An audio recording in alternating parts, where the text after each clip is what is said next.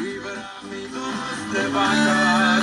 Se va escondiendo el sol, camina triste un perro, aún tiene la esperanza de un día volver a verlos. Sus hijos cruzaron la frontera con un costal de sueños, dejando atrás su patria, dejando atrás su pueblo, dejando atrás su perro, dejando atrás a sus viejos, solos con sus recuerdos. Y allá en el otro lado, sus hijos en las barras, a 800 la hora le pagan a la banda, 500 al norteño, buena propina al mesero y buen vino para las damas. Y en una choza humilde, otro día en la mañana, con hambre, pero no tiene nada.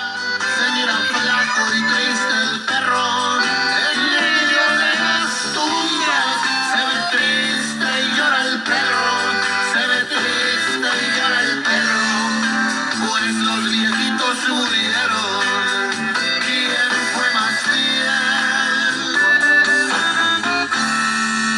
Hay que aplaudirle al perro. Ya pasé, me lloras, mijo. Y estos son los grandes de Tijuana, mira. Y cántele, pariente Oso Ortiz. Y en una choza humilde, otro día en la mañana, se levantan con hambre, pero no tienen nada.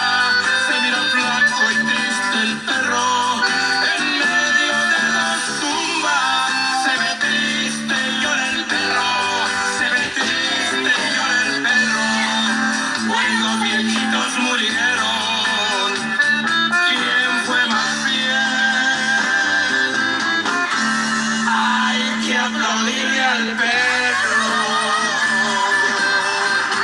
Y es neta, como dicen por ahí. Y cántale, compa Oso Ortiz, el compositor de esta rolita, el perro fiel con los grandes de Tijuana. Para los que no saben quién es el Oso Ortiz, él es camarada aquí de la clica de Radio Láser.